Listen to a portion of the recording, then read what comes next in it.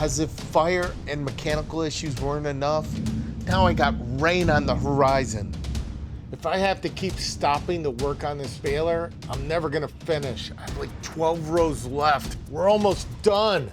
Rain causes all sorts of issues.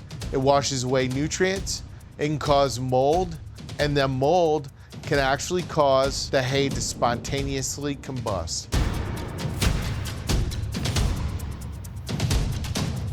Oh, those clouds are getting close.